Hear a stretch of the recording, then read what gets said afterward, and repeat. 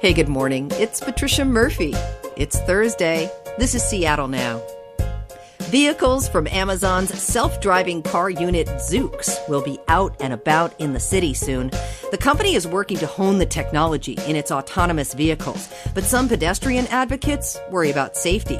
Seattle Times reporter Katherine Anne Long is here to explain. But first, let's get you caught up. A lawyer for former Washington State University football coach Nick Rolovich says he plans to sue after being fired for not getting vaccinated. WSU ended Rolovich's contract Monday after he refused to get the vaccine and didn't have an exemption to continue his state job. Yesterday, his attorney claimed the firing was illegal and that Rolovich was derided and demonized for his Catholic beliefs. No response from WSU officials. Batten down the hatches, there will be some stormy weather over the next few days. National Weather Service says more than one system will bring rain, wind, and snow to western Washington toward the end of the week. Looks like Sunday into Monday could be the biggest storm, with some downed tree branches and power outages, and maybe some delays getting over the mountain passes if you're headed that way. Make sure to keep storm drains clear of leaves and keep an eye out for flooding. And with Russell Wilson out for 2 more weeks, the Seahawks are turning to a former Husky for some backup. The team picked up one-time UW quarterback Jacob Eason yesterday. Eason was a starter for the Huskies in 2019 before turning pro. He was a star quarterback at Lake Stevens High School before that. He'll back up Geno Smith when the Seahawks host the Saints on Monday night. Amazon says it's getting ready to test self-driving cars on the streets of downtown Seattle. 4 Toyota Highlanders from Amazon's self-driving car unit Zoox will be out and about in the coming months. One of the main reasons Zoox is interested in our city is the rain. The cars need to perform in adverse conditions, and well, we have them. Supporters of these vehicles say they offer safety and accessibility, but advocates for pedestrian safety are concerned about what these vehicles mean for walkers and cyclists. Katherine Anne Long is a business reporter for the Seattle Times. She's here to explain more about these vehicles and what they mean for our region. Hey, Katherine. Hey, thanks so much for having me. Amazon's self-driving car unit Zoox is going to be testing some vehicles in downtown Seattle. Where will they be, and when might we see them?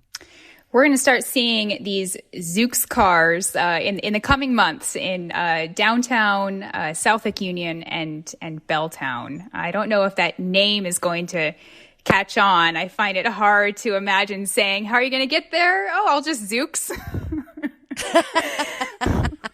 I'm in a Zoox. Probably. Probably not the verb of the future there. Maybe that needs some workshopping. Will we be able to tell what they look like, what they are, when we see them?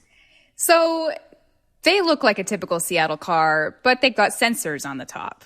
So if you see a Toyota SUV with some cameras and sensors, you might be looking at a Zoox.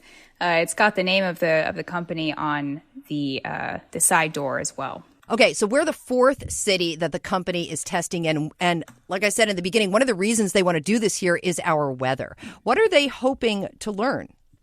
They're really just hoping to make sure that their sensors are sturdy enough to handle our rain. Human drivers, while they're in the car, they're using windshields and other types of ways to make sure that they can still see when it's raining. They just want to make sure that their cars can basically do the same thing. Yeah.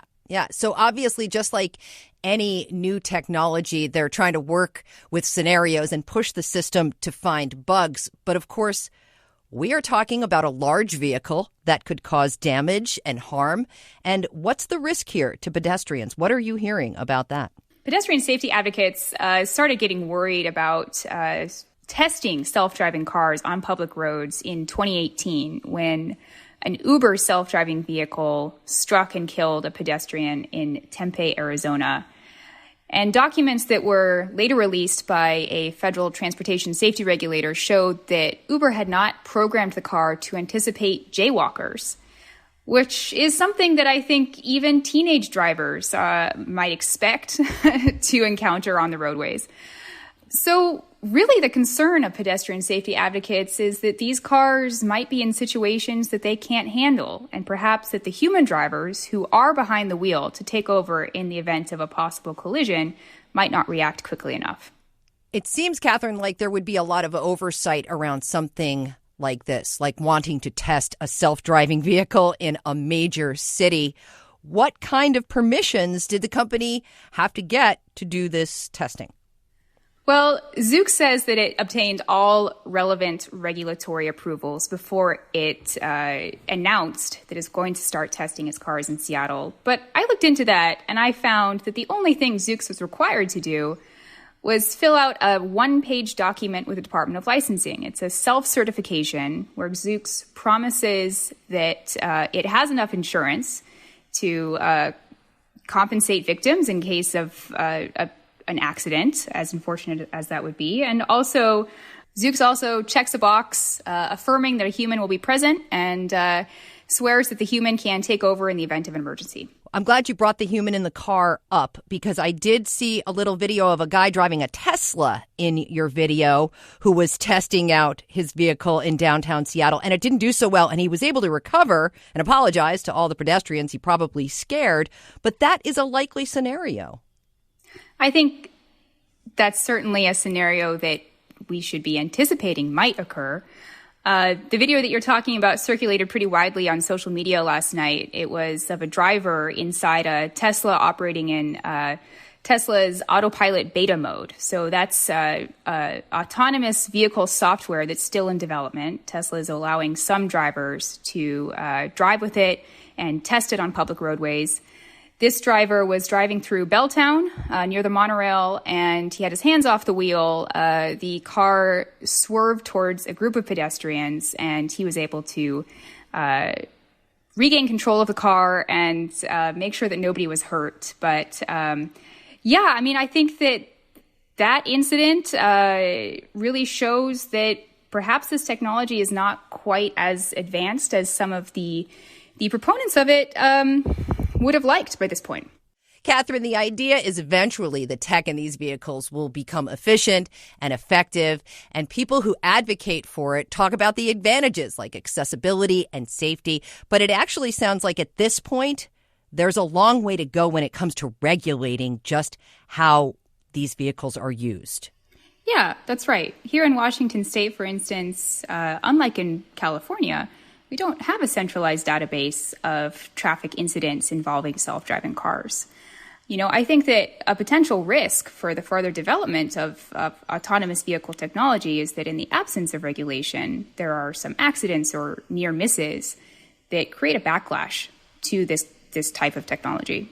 And, I read in your article that Uber and Lyft gave up on their autonomous vehicle divisions. What does that say about the future of this technology and about companies who may or may not embrace it?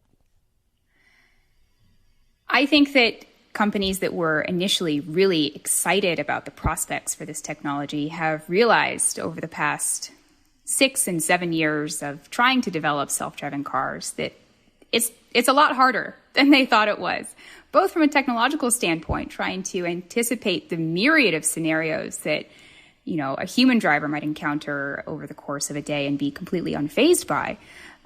But also from a legal standpoint, Uber got into some pretty hot water over that crash in Arizona. And I don't think that anybody wants to replicate that situation. For years, we have been reading about autonomous vehicles as if they're inevitable, right? Even the governor of Washington thinks that this is great. Does it seem to be the case that they are inevitable? We've seen some pullback in the past year from the promises of self-driving vehicles. Uber and Lyft both sold off their self-driving vehicle divisions at what some analysts said were fire sale prices. That could indicate that the promises of this technology are a lot farther off than we initially thought. Or maybe just that the legal headaches caused by testing these technologies are creating a major deterrent for companies that were initially strong believers in it. One of the things that I heard brought up around this testing, Catherine, is that everybody who's walking down the street doesn't get to have informed consent about being part of that testing scenario. That's right. One of the people I spoke with, a transportation safety advocate, likened it to being a test subject in a new drug trial. You know, if it's going to have potentially dangerous consequences, you want to know in advance. Same way with testing self-driving cars on public roads. You know, pedestrians don't necessarily know that these cars are being piloted by robots, and perhaps they should. Katherine Anne Long, thanks so much. Really appreciate your reporting and your expertise. Thanks so much for having me.